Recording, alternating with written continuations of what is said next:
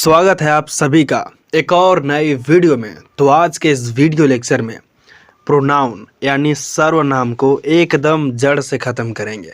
तो parts of speech के पहले पार्ट यानी नाउन को एकदम बढ़िया से समझा है, तो उसी तरह प्रोनाउन को भी हम बहुत ही बेहतर तरीक़ों से समझेंगे। तो हर बार की तरह शुरू से शुरू करते हैं। मैं पहले ही बता देता हूँ, ये परिभाषा से आपको समझ अगर नहीं आएगा तो आप वीडियो को छोड़कर नहीं जाइएगा, आपको आगे समझ आ जाएगा। प्रोनाउन यानी सर्वनाम। सर्वनाम वह शब्द है जो किसी संज्ञा के बदले प्रयुक्त होता है।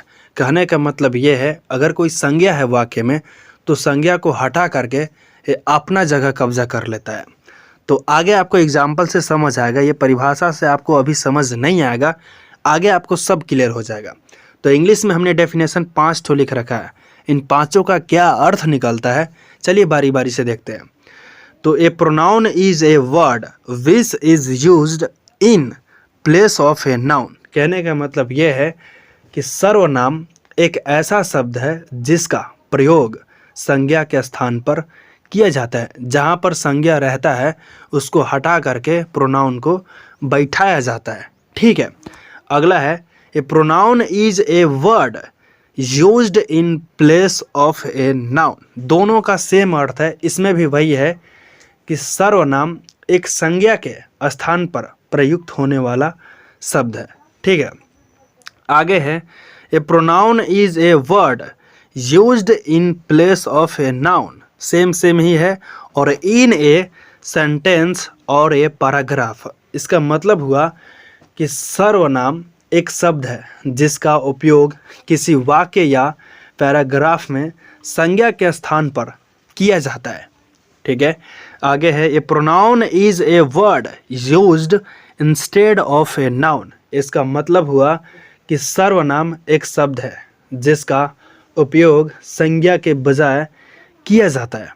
ठीक है, और लास्ट वाला है a pronoun stand for a noun, यानी सर्वनाम एक संज्ञा के लिए खड़ा रहता है। तो हमने डिफरेंट तरीक़ों से इसे परिभाषित किया है, आपको जो अच्छा लगता है उसे आप लिख लीजिएगा, इसमें से कोई भी लिखिएगा तो आसानी से नंबर मिल जाएगा।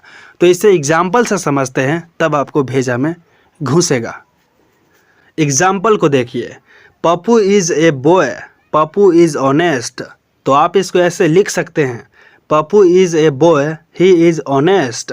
तो ये पप्पू क्या है, एक नाउन है, और नाउन को हटा करके हमने क्या लगाया, ही। तो ही हमारा क्या है, प्रोनाउन। ठीक है, आगे देखिए, Chanchal is a girl, Chanchal is beautiful. तो इसको ऐसे लिख सकते हैं, Chanchal is a girl, she is beautiful. तो ये जो चंचल है ये क्या है, नाउन है, और इसे हटा करके क्या लगा दिया गया, सी। तो सी हमारा क्या हो गया, प्रोनाउन। ठीक है, I have a pen, pen is red. तो इसको ऐसे लिख सकते हैं, आई हैव ए पेन और इट इज़ रेड। तो यहाँ पर पेन को हटा करके क्या लगाया गया है, ईट। तो ईट हमारा क्या है, प्रोनाउन। ठीक है, cows are useful, cows gives milk. तो आप इसको ऐसे लिख सकते हैं, cows are useful, they gives milk. तो काउज को हटा करके हम क्या लिखे, दे। तो दे हमारा क्या है, एक प्रोनाउन है। ठीक है, नोट में याद रखिएगा, he, she, it, I, you, we, they, me, mine, us, ours, yours, him, her, hers, them, theirs. ये जो भी आपको दिख रहा है ये सब के सब क्या है, प्रोनाउन है। ठीक है, अब आपको प्रोनाउन को फाइंड करना है। तो ध्यान दीजिए, ये जो सेंटेंस आपको दिख रहा है ये सेंटेंस में कहाँ पर प्रोनाउन है। तो काफ़ी सिंपल है, आई एम ए बॉय। तो इसमें हो जाएगा आई हमारा क्या है, प्रोनाउन है। ठीक है, वी आर अ स्टूडेंट्स। तो इसमें वी क्या है, प्रोनाउन है।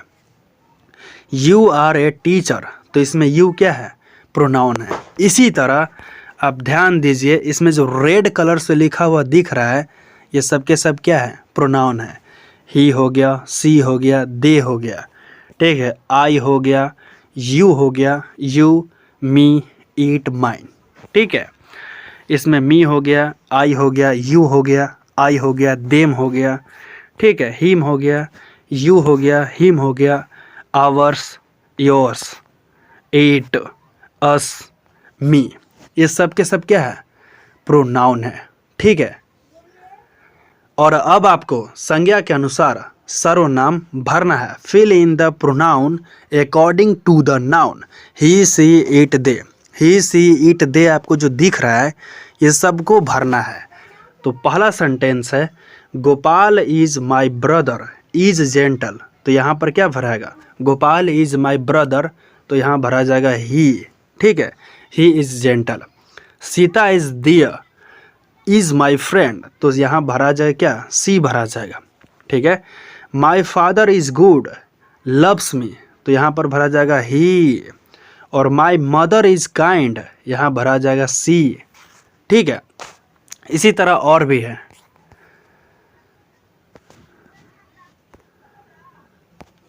Gopal and Sohan are friends, they are gentle. ठीक है।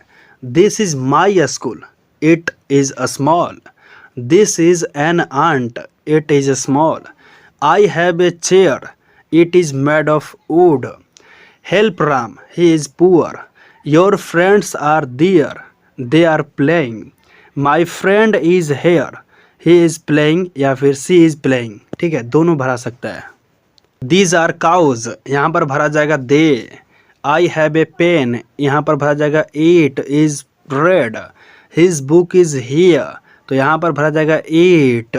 और गोपाल हैज ए बॉल, फिर यहाँ भी भरा जाएगा इट। ठीक है। अभी तक आप जो कुछ भी सीखे, उम्मीद है कि आप बढ़िया से समझ गए होंगे। लेकिन अब जो आप सीखेंगे इसमें बोरिंग फील ज़रूर होगा। तो अब सीखने वाले हैं काइंड्स ऑफ द प्रोनाउन, सर्वनाम के प्रकार। पहला है पर्सनल प्रोनाउन, दूसरा पोजेसिव प्रोनाउन, तीसरा रिफ्लेक्सिव प्रोनाउन, चौथा एम्फेटिक प्रोनाउन, पांचवा डेमोन्स्ट्रेटिव प्रोनाउन, छठा इंडेफिनिट प्रोनाउन, सातवां डिस्ट्रीब्यूटिव प्रोनाउन, आठवां रेसिप्रोकल प्रोनाउन, नौवां रिलेटिव प्रोनाउन, 10वां इंट्रोगेटिव प्रोनाउन। सब कुछ समझते हैं एक एक करके। अब समझते हैं पर्सनल प्रोनाउंस, पुरुषवाचक सर्वनाम। इसे व्यक्तिगत सर्वनाम भी कह सकते हैं। आई, वी, यू, ही, से, इट और दे को पर्सनल प्रोनाउंस कहा जाता है। इंग्लिश में डेफिनेशन ऐसे लिख सकते हैं, I, we, you, he, she, it and they are called personal pronouns. ठीक है। इसे आप सब्जेक्ट प्रोनाउंस भी कह सकते हैं या फिर सब्जेक्टिव प्रोनाउन भी कह सकते हैं। ठीक है। आई का मतलब होता है मैं, उसी तरह वी का हो जाएगा हम लोग, हम सब। यू का हो जाएगा आप, तुम सब, आप सब, तू, आपको, तुम्हें, तुम लोग, आप लोग। ही का हो जाएगा वह, यह, उसे, उसने, उसका, यह हो जाएगा लड़का के लिए। और सी का मतलब वही हो जाएगा वह, यह, उसे, उसने, उसकी, यह हो जाएगा लड़की के लिए। ठीक है। और इट का मतलब यह, वह, इसका, इसे। और दे का हो जाएगा वे, ये, उन्होंने, उन्हें, उनका। एग्जाम्पल को समझिए। रामू इज़ थिन, तो रामू की जगह ही इज़ थिन आराम से लगा सकते हैं। द बॉयज़ आर नटी, तो द बॉयज़ को बार बार ना लिख करके हम दे आर नटी लिख सकते हैं। गीता इज़ इंटेलिजेंट, तो गीता बार बार ना लिख करके हम सी इज़ इंटेलिजेंट लिख सकते हैं। ठीक है। This is a cow, this को बार बार ना लिख करके आप इट लगा सकते हैं। ठीक है। It is a domestic animals. और I am right, you are wrong, we are students. तो ये जो भी हाईलाइट किया हुआ दिख रहा है रेड कलर का, ये सब क्या है? प्रोनाउन है। ठीक है। और इन सब को पर्सनल प्रोनाउंस कहा जाता है। अब समझते हैं पोजेसिव प्रोनाउन, अधिकारवाचक सर्वनाम या फिर स्वतः बोधक सर्वनाम कह सकते हैं। तो हिंदी में परिभाषा ऐसे लिख सकते हैं, जिस सर्वनाम का प्रयोग अधिकार दिखाने के लिए किया जाता है उसे अधिकारवाचक सर्वनाम कहते हैं। और इंग्लिश में डेफिनेशन ऐसे लिख सकते हैं, the pronoun which is used to show possession is called possessive pronoun. या फिर ऐसे भी आप लिख सकते हैं, these pronouns express ownership, possession of something. या फिर ये अगर तीनों याद ना होगा तो इतना याद कर लीजिएगा, mine, ours, yours, hers, his और दियर्स पोजेसिव प्रोनाउंस है। ये कहीं पर आपको ये दिख जाएगा तो आप क्या कहिएगा, पोजेसिव प्रोनाउन। ठीक है। और यहाँ पर क्या लिखा हुआ है, इनका प्रयोग वस्तुओं पर अधिकार दिखाने के लिए किया जाता है, जैसा कि इन उदाहरणों से स्पष्ट है। उदाहरण देखने से पहले इन सब का हिंदी जान लीजिए। माइन का मतलब होता है मेरा, अपना, मेरी, मेरे, अपनी। आवर्स का मतलब हमारा, हमारे, हमारी। योर्स का मतलब तुम्हारा, तुम्हारे, आपका, तुम्हारे, आपके, आपके। हर्ष का मतलब होता है उसकी, उसका, उसके, उसे, उसको, उसकी। और हिज का मतलब होता है उसके, उसकी, उसका, इसका। और दियर्स का मतलब होता है उनका, उनकी, उनके, उनका, इनका। उदाहरण को देखिए, दिस बुक इज़ माइन, यह पुस्तक मेरी है। अधिकार हो गया कि यह जो किताब है ये किसका है, मेरा है। ठीक है। दीज आर आवर्स, ये हमारे हैं। दिस साड़ी इज़ हर्स, ये साड़ी उसकी है। दैट बुक इज़ योर्स, वह किताब आपकी है या फिर तुम्हारी है। दोज आर हिज, वे उसके हैं। दोज चेयर आर दियर्स, वे कुर्सियाँ उनकी है। ठीक है। तो कहीं पर भी आपको mine, ours, hers, yours, his, theirs ये देखने को मिल जाता है तो आप समझ लीजिएगा कि ये क्या है, पोजेसिव प्रोनाउन। ठीक है। नोट में याद रखिएगा, इनमें सिर्फ हीज एक ऐसा शब्द है जो पोजेसिव प्रोनाउन भी है और पोजेसिव एडजेक्टिव भी है। जैसे दिस इज़ हीज कार, यह उसकी कार है। तो यहाँ पर हीज क्या हो जाएगा, पोजेसिव एडजेक्टिव। क्यों? क्योंकि यहाँ हीज के बाद क्या आया है, एक कार आया है, यानी नाउन आया है। और यहाँ देखिए, दिस कार इज़ हीज, तो यह कार उनकी है। तो यहाँ हीज एक क्या हो जाएगा, पोजेसिव प्रोनाउन। ठीक है। अब समझते हैं रिफ्लेक्सिव प्रोनाउन, निजवाचक सर्वनाम या फिर इसे आत्मवाचक सर्वनाम भी कह सकते हैं। जब वाक्य में myself, ourselves, yourself, yourselves, himself, herself, itself और देम सेल्फ्स के प्रयोग से काम करने का असर खुद कर्ता पर पड़ना प्रतीत होता है, तब इन्हें रिफ्लेक्सिव प्रोनाउंस कहा जाता है। तो पहले हिंदी समझ लेते हैं कि इन सब का हिंदी क्या मतलब निकलता है और इसके बाद हम एग्जाम्पल को समझेंगे। ठीक है। माई सेल्फ, अगर इसका हिंदी देखा जाए तो खुद, अपने आप, स्वयं, अपने को। माई सेल्फ हम जब भी लगाएंगे तो किसके लिए लगाएंगे, खुद के लिए लगाएंगे, अपने आप के लिए लगाएंगे, स्वयं के लिए लगाएंगे, अपने के लिए कोई भी होगा तो लगाएंगे। आवर सेल्फ्स, हम स्वयं, हम लोग। ठीक है। योर सेल्फ, अपने आप को, स्वयं, खुद, तुम ही, आप ही, अपने ही, आप स्वयं। ठीक है। और योर सेल्फ्स, अपने आप को, स्वयं, खुद, दोनों सेम ही है तो ये ध्यान रखिएगा। हिम सेल्फ, वह स्वयं, स्वयं, खुद, खुद ही। इट सेल्फ, खुद, स्वयं, आप ही, आप। देम सेल्फ्स, अपने, वे, आप, वे स्वयं, अपने आप को। सबका अगर मतलब देखा जाए तो यही निकल रहा है, अपने आप, खुद, स्वयं। ठीक है। तो एग्जाम्पल को समझते हैं, यहाँ पर ध्यान दीजिए। एग्जाम्पल में क्या लिखा हुआ है, एग्जाम्पल देकर बढ़िया से समझ सकते हैं। एग्जाम्पल में है आई हर्ट माई सेल्फ, मैंने अपने आप को चोट पहुँचाई। ठीक है। दूसरा है we can help ourselves, हम लोग अपने आप को मदद कर सकते हैं, किसी की ज़रूरत नहीं है, हम लोग खुद कर सकते हैं। ठीक है। कुछ भी होगा इसमें लोग स्वयं ही करेंगे, दूसरों की सहायता नहीं लेंगे। ठीक है। और भी एग्जाम्पल है, इस एग्जाम्पल को देखिए, सी रून्ड हर सेल्फ, उसने अपने आप को बर्बाद किया। जी हाँ, उसने खुद को बर्बाद किया है। I cut my self while chopping vegetables, सब्जी काटते समय मैंने खुद को काट लिया। जी हाँ, दूसरों को नहीं काटा, खुद को ही काटा है, खुद को नुकसान पहुंचाया। He accidentally locked himself, out of the house, उसने गलती से खुद को घर से बाहर बंद कर लिया। जी हाँ, खुद को, ठीक है।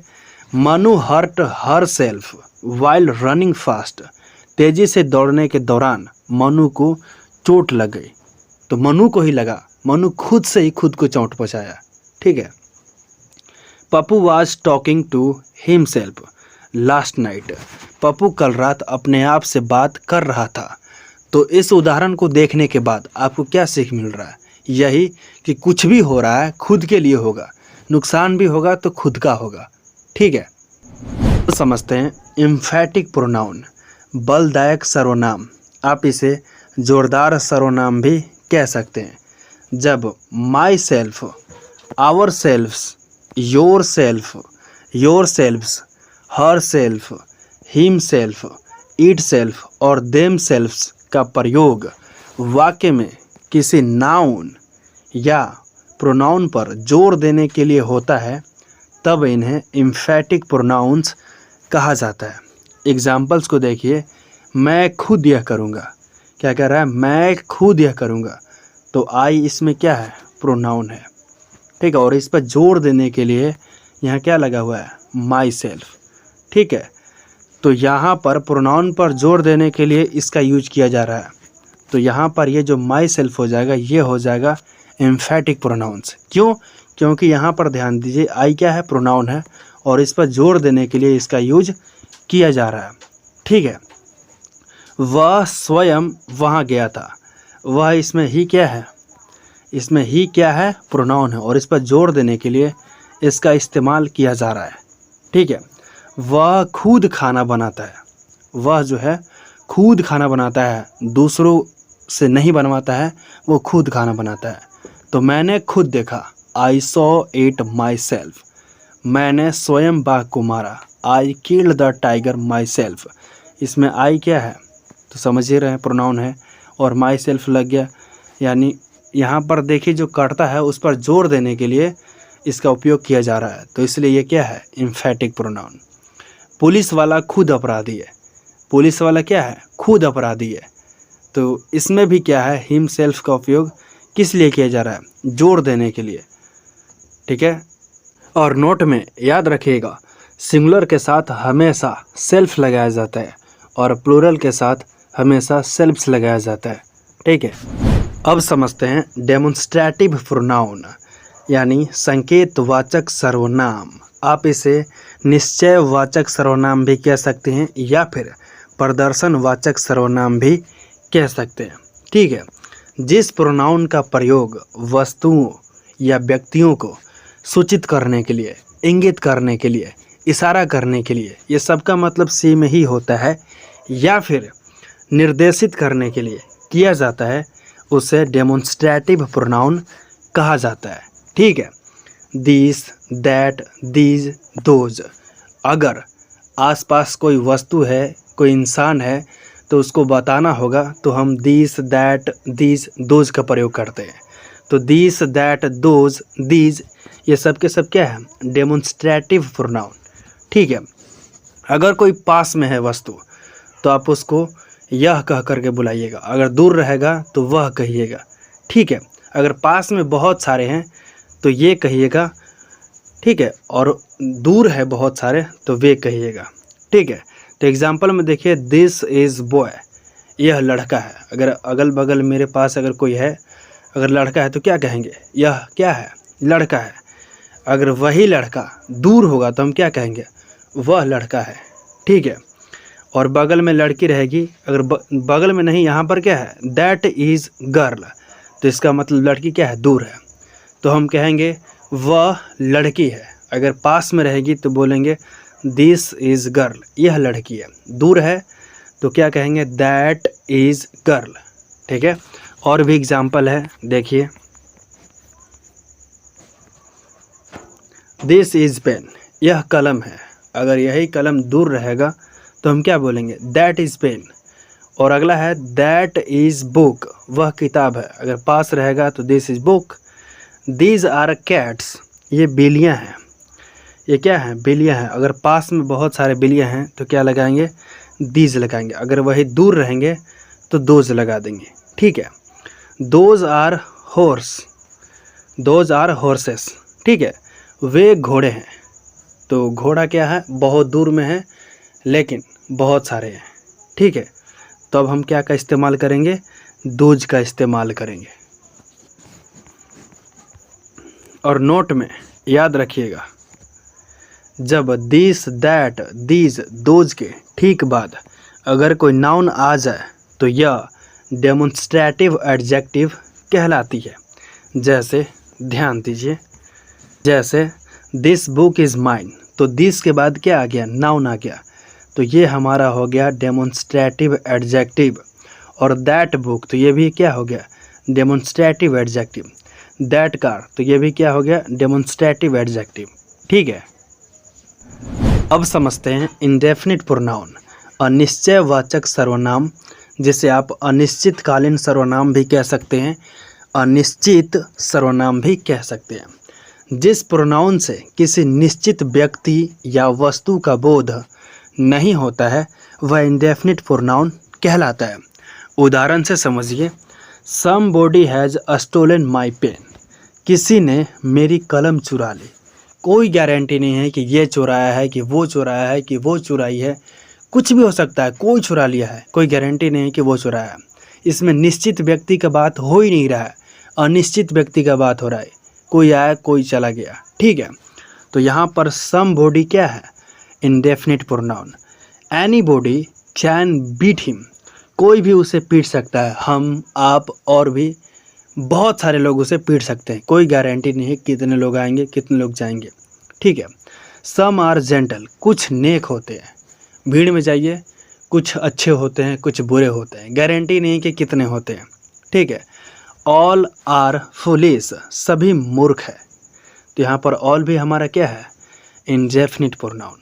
नन भी हो जाएगा, मैनी भी हो जाएगा, वन भी हो जाएगा, नन भी हो जाएगा, ठीक है।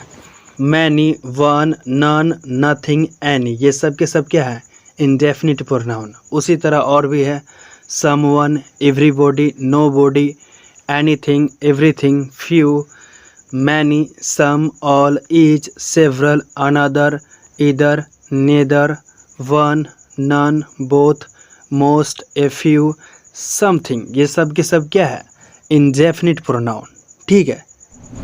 अब समझते हैं डिस्ट्रीब्यूटिव प्रोनाउन, व्यष्टिवाचक सर्वनाम या फिर वितरणवाचक सर्वनाम भी कह सकते हैं। जब ईच, आइदर, आप इसे इधर भी पढ़ सकते हैं, और नाइदर, आप इसे निदर भी पढ़ सकते हैं, ठीक है, का प्रयोग प्रोनाउन के रूप में होता है, तब हम इन्हें डिस्ट्रीब्यूटिव प्रोनाउन कहते हैं। ध्यान दीजिए,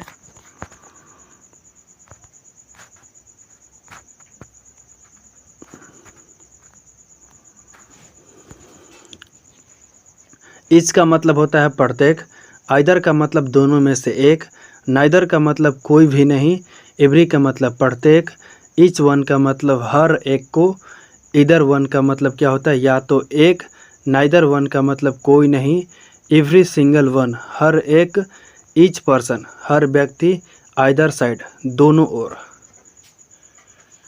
उदाहरण को देखिए, each of you is guilty, तुम में से प्रत्येक दोषी है। Each of the boys is intelligent, लड़कों में से प्रत्येक तेज है। Either of you can take this book, तुम में से कोई एक इस किताब को ले सकता है। अब समझते हैं रेसिप्रोकल प्रोनाउन, परस्पर बोधक सर्वनाम। ईच अदर और वन अनदर को रेसिप्रोकल प्रोनाउंस कहते हैं।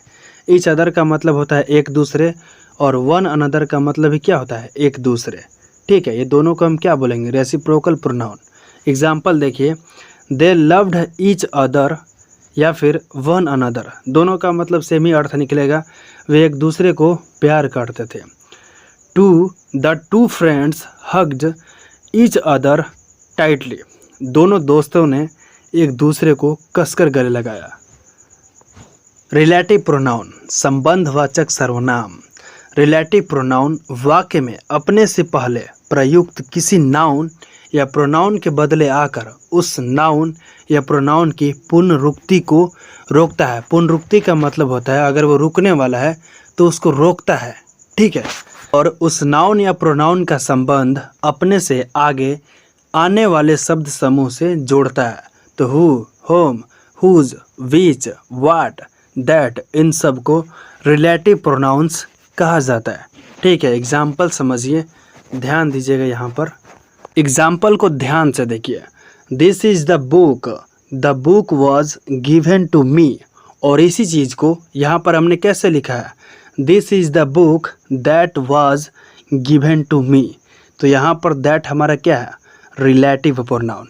ठीक है, जो अपने से पहले आए नाउन, अपने से पहले आए नाउन, ना हमारा बुक क्या है, नाउन है, और इसके रेपिटेशन को रोकता है। ये जो बुक है फिर से लिखा जाता है यहाँ पर, लेकिन इसी चीज़ को रोकने के लिए क्या लगाया गया है, दैट। ठीक है, और अभीष्ट नाउन का संबंध आगे आने वाले शब्द समूह से जोड़ता है।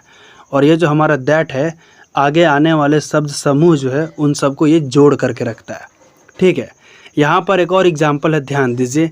He is a man, he stole my purse. और इसी चीज़ को आप आगे अगर बड़ा करना है एक लाइन में तो हम लिख सकते हैं, he is the man who stole my purse. ठीक है, और भी एग्जाम्पल है, the boy who is playing is my friend. जो लड़का खेल रहा है वह मेरा दोस्त है। The chairs which are broken are of no use. जो कुर्सियाँ टूटी हुई हैं वे किसी काम की नहीं है। तो यहाँ पर हु और विच ये जो है आगे सेंटेंस को जोड़ते हैं और आगे बढ़ाते हैं। ठीक है, तो ये है हमारा हु, विच, ये सब क्या है, रिलेटिव प्रोनाउन।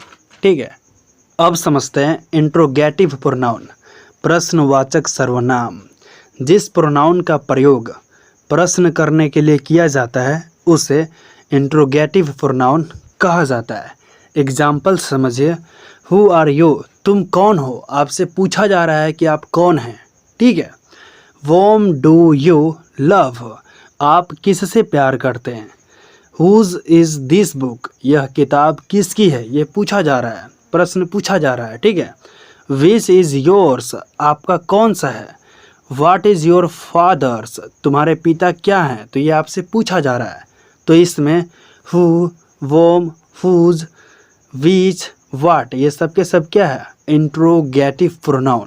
ठीक है, याद रखिएगा, हुज, विच, व्हाट ऐसे शब्द हैं जिनके ठीक बाद नाउन आ जाए तो ये इंट्रोगेटिव एडजेक्टिव्स कहलाते हैं। जैसे ध्यान दीजिए, हुज बुक इज़ दिस, यह किताब किसकी है।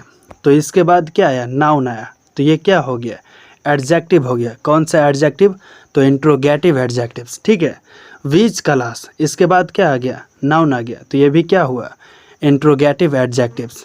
ठीक है, और भी है, what colour do you like, तो व्हाट के बाद क्या आया, कलर आया, तो इसके बाद आ गया नाउन, तो ये भी क्या हो गया, इंट्रोगेटिव एडजेक्टिव। ठीक है, उम्मीद है कि इस वीडियो में जो कुछ भी बताया हूँ आसानी से समझ आ गई होगी। अगर आपको समझ ना आई होगी तो कमेंट सेक्शन में ज़रूर लिखिएगा। तो फिर मिलते हैं एक और नई वीडियो में, तब तक के लिए जय हिंद, वंदे मातरम।